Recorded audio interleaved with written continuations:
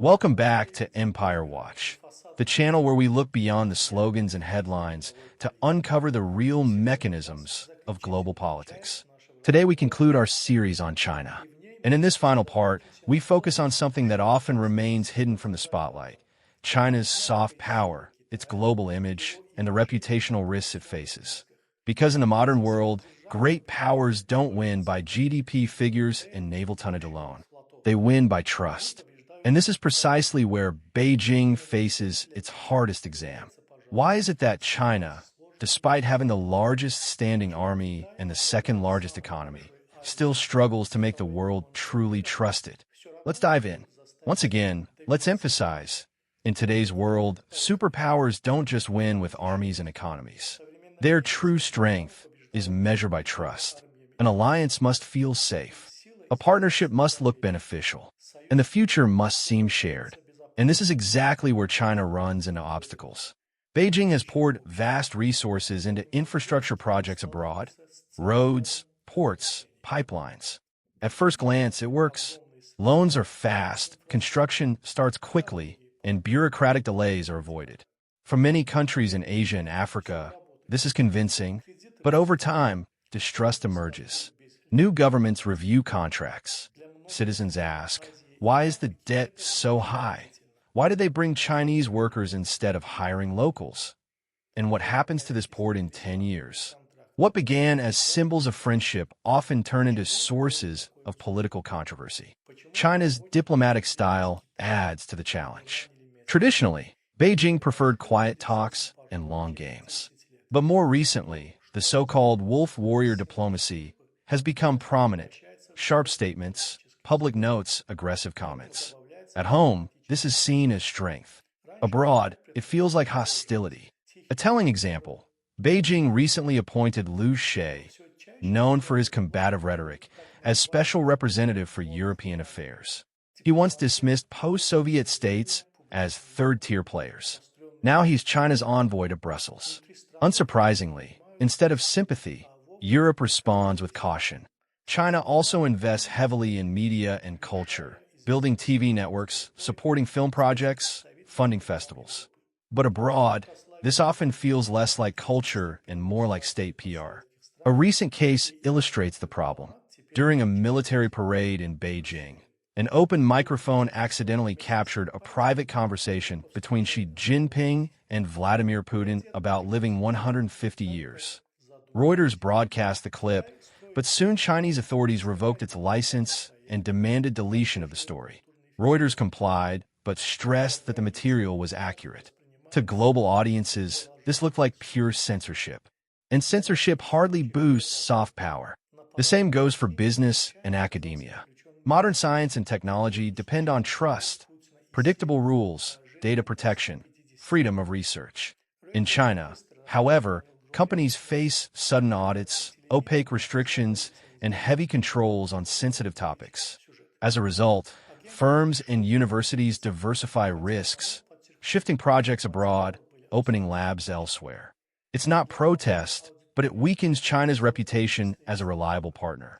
Even China's global digital success can become a liability. TikTok conquered the world, but that very success made it a target. In the US and Europe, regulators question data storage and government access.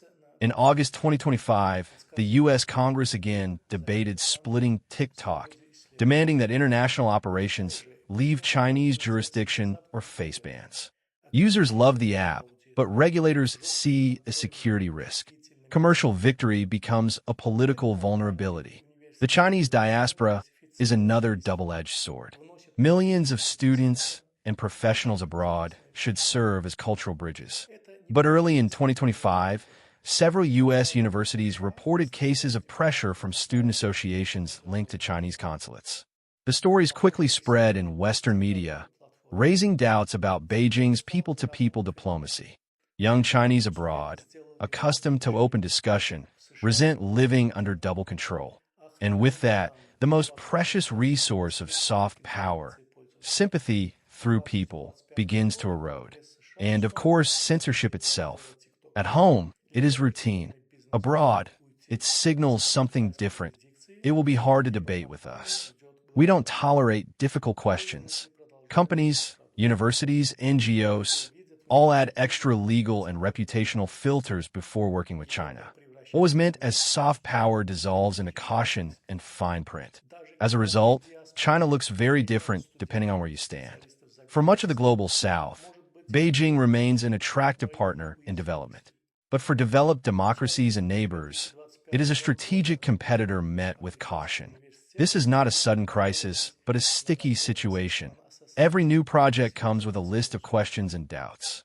The core lesson: soft power cannot be bought with ports or megaprojects. It is earned through trust. And trust comes from open stories, cultural experimentation, humor, tolerance of criticism. Until China embraces those, its attractiveness will remain limited. And with it, so will its strategic maneuvering space. Let's now pull the threads together.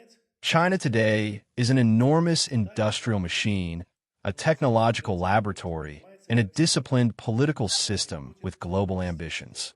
But that scale also makes its weaknesses more visible. They don't smash strength head-on. Instead, they slowly undermine resilience. China can withstand sanctions, trade wars, even local crises. But it struggles more with long, grinding challenges that require flexibility, trust, and patience rather than brute force. Its economy is already flashing warning signs. Growth is slowing, debt loads are rising, demographics are turning downward. It's not collapse, more like a steady headwind. A headwind doesn't capsize a ship, but slows it down year after year. Energy is another structural weakness. China imports the majority of its oil and gas, relying heavily on maritime routes. Even new pipelines from Russia and Central Asia don't solve the vulnerability. In summer 2025, insurance companies raised premiums on Chinese shipping routes after LNG supply disruptions. It was a reminder that the issue is not only financial, but also geopolitical. Technology remains a crucial bottleneck. Beijing leads in telecoms, EVs, and batteries, but the crown jewel of global industry, advanced semiconductor manufacturing, is still beyond its control. Any escalation with the U.S. exposes this ceiling. China is building fabs and pouring billions into chips, but catching up with Taiwan and the Netherlands in lithography is a multi-decade race, not a short sprint. Inside, the political system faces its own strains. One party monopoly guarantees discipline, but it blocks channels for release.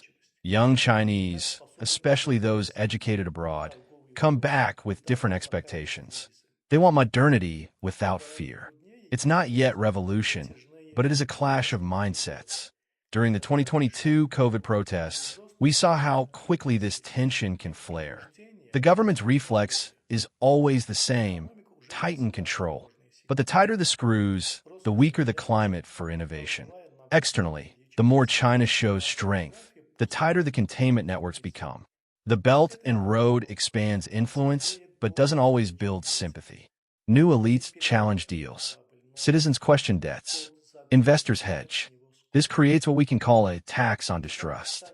Every new initiative costs more, not just in money, but in politics and reputation. So what does the future hold? 3 scenarios stand out for the next 10 to 15 years. 1. Manage stagnation. Growth stabilizes at 2 to 3%. Real estate crises flare locally, but remain contained. Foreign policy stays cautious. Technology advances, but not at the frontier. This is not a Chinese century, but a heavy presence without the aura of global leadership. 2. Mobilized leap. China bets on breakthrough projects, nuclear power, space, advanced military electronics. It can succeed, but only if mobilization does not slip into isolation. That balance is extremely difficult. 3. Double squeeze. External crisis collides with internal downturn. Sanctions on critical tech, factories relocating abroad, youth unemployment surging. The system survives but loses a decade. Catching up modernization becomes eternal catching up. Right now, the baseline scenario is closer to managed stagnation with elements of mobilization. Beijing knows how to cushion falling sectors, but reform keeps being delayed. So what indicators matter most? First, youth unemployment and talent migration. If China's best graduates systematically choose immigration, that signals a loss of the future. Second, the health of the real estate sector and provincial debt. Third, chip imports and localization progress. Fourth, insurance rates in the South China Sea and Taiwan Strait. Fifth, the tone of diplomacy. The less wolf warrior style, the lower the risks of compression. Does all this mean the Chinese century is canceled? Not necessarily, but it may become conditional. More plausible is an Asian century, a strong China, but alongside India, Japan, Korea, Southeast Asia. Beijing will remain a giant, but not the sole center of gravity. The paradox is that China's greatest danger may not be the U.S., but its own temptation to force history, to resolve Taiwan at all costs, to cement control precisely when flexibility is needed. Great powers endure when they combine strength with patience. If Beijing finds that balance, its weaknesses remain manageable. If not, they become a trap, the classic fate of empires, power in abundance, but less and less strategic maneuver. That's why analyzing China's weaknesses is not anti-China rhetoric. It's about understanding the architecture of the 21st century. Whether this century turns out to be Chinese, Asian, or multipolar depends on how Beijing manages its internal and external constraints. At Empire Watch, we will continue to follow these dynamics, because the real answers won't come from parades or slogans, but from far more ordinary things. How contracts are enforced, how courts work, how young people feel about their future. Thank you for watching Empire Watch. Here, you can always debate and ask tough questions, as long as it's done with respect. If you value this kind of analysis, support the channel. Your like, comment, and subscription really make a difference. Every bit of support helps us go deeper and deliver stronger analysis.